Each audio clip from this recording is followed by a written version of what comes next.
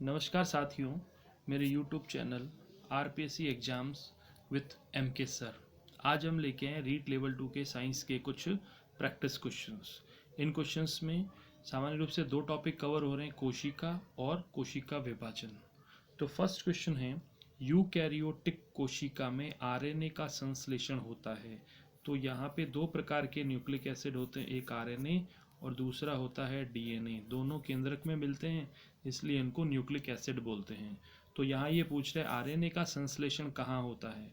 तो आरएनए का संश्लेषण न्यूक्लियस में होता है, यानी केंद्रक में होता है आरएनए का संश्लेषण।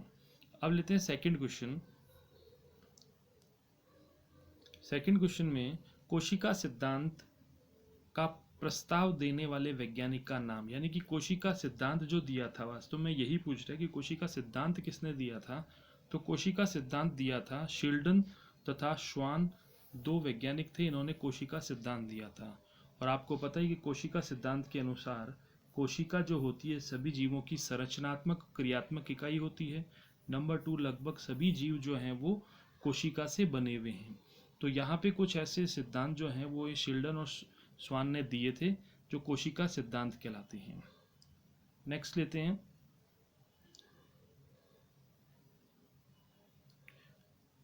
निम्न में से कोशिका द्रव्य कोशिकाओं को यूकैरियोटिक कोशिका के भीतर प्रोकैरियोटिक कोशिका माना जाता है। बहुत ही इंपॉर्टेंट क्वेश्चन है ये। निम्न में से किस कोशिका द्रव्य के कोशिकांग को, जो यूकैरियोटिक में मिलता है लेकिन उसको ये माना जाता है कि वह यूकैरियोटिक में प्रोकैरियोटिक कोशिका है, तो ये सूत्रकणिकाएं माइटोकॉन्ड्रिया को बोला जाता है, क्योंकि माइटोकॉन्ड्रिया यूकैरियोटिक कोशिका में एटीपी का निर्माण करती है। और ऐसे ही प्रोकैरियोटिक कोशिका जो होती है वो भी अपनी कोशिका द्रव्य में एटीपी का निर्माण करती है। तो इसलिए ये माना जाता है कि माइटोकॉन्ड्रिया जो है वो यूकैरियोटिक कोशिका में प्रोकैरियोटिक कोशिका है। नेक्स्ट लेते हैं, कोशिका का जीवित अंश जीव द्रव्य कहलाता है, ये किससे बना होता है। तो यहाँ पे जीव द्रव्य जो होता है, वास्तव में दो शब्द हैं, कोशिका द्रव्य और जीव द्रव्य। यहाँ पे पूछा है जीव द्रव्य, तो कोशिका द्रव्य एक दूसरा शब्द है, और ये पूछा है यहाँ पे जीव द्रव्य। तो जीव द्रव्य मतलब जीवन का द्रव्य, और जीवन के द्रव्य में ये तीनों चीजें आएंगी, कोशिका द्रव्य, केंद्रक द्रव्य या केंद्रक बोल सकते हैं, और कोशिकांग। यहाँ पे केंद्रक द्रव्य की जगह केंद्रक जो होगा वो सुटेबल होगा। तो कोशिका द्रव्य, केंद्रक व कोशिकांग जो हैं वो जीव द्रव्य में सम्मिलित होते हैं। और जब इसी से हम केंद्रक को हटा दें तो ये बन जाएगा कोशिका द्रव्य। ठीक है, अब लेते हैं नेक्स्ट, एक विशेष कार्य करने वाले समान कोशिकाओं के समूह को क्या कहते हैं। तो विशेष कार्य करने के लिए जब कोशिकाएं समूह बनाती है, तो समूह बनाने पर और कार्य इनका विशेष और सिंगल होगा तो वो कहलाते हैं उत्तक। नेक्स्ट लेते हैं, कोशिका के अध्ययन को क्या कहते हैं। तो कोशिका का अध्ययन साइटोलॉजी कहलाता है।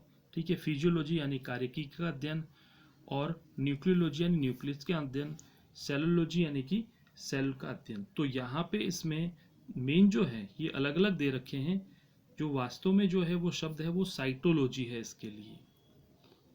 नेक्स्ट लेते हैं, अर्धसूत्री विभाजन कितने प्रकार का होता है। तो अर्धसूत्री विभाजन जो होता है, अर्धसूत्री विभाजन फर्स्ट, अर्धसूत्री विभाजन सेकंड, दो चरणों में पूर्ण होता है, इसलिए पूछा गया। तो अर्धसूत्री विभाजन दो प्रकार का हो गया। अर्धसूत्री विभाजन किस प्रकार की कोशिकाओं में होता है। तो अर्धसूत्री विभाजन जो होता है केवल जनन करने वाली कोशिकाओं में होता है, जननी कोशिका में होता है, या जननांगों में उपस्थित कोशिका में होता है, इसलिए यहाँ ये सही है, जनन कोशिका में होता है। नेक्स्ट लेते हैं क्वेश्चन, सबसे लंबी कोशिका है। तो ये मनुष्य के अंदर या जीव जंतुओं के अंदर जिनमें ये तंत्रिका पाई जाती है उनमें सबसे लंबी कोशिका तंत्रिका कोशिका है।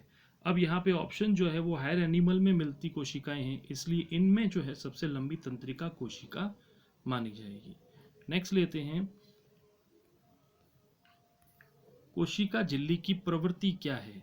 कोशिका झिल्ली की प्रवृत्ति का मतलब है कि कोशिका झिल्ली पारगम्य है, अर्धपारगम्य है, गैर पारगम्य है, स्वतंत्र पारगम्य है। पारगम्य का मतलब हर किसी को आने जाने देगी, गैर पारगम्य का मतलब कि वैसे ही होगा जैसे कि किसी भी को भी एंट्री दे देगी, स्वतंत्र पारगम्य फ्री है, यानी कि हर पदार्थ आ सकता है, तो तीनों ये अलग ही हैं। इनमें केवल अर्ध पारगम्य है, यानी कि सेलेक्टेड आइटम जो होते हैं, सेलेक्टेड आइटम मतलब कुछ पदार्थों को ये जाने देगी, बाकी की जो अनावश्यक पदार्थ है उनको रोक देगी, तो इसलिए आया अर्ध पारगम्य।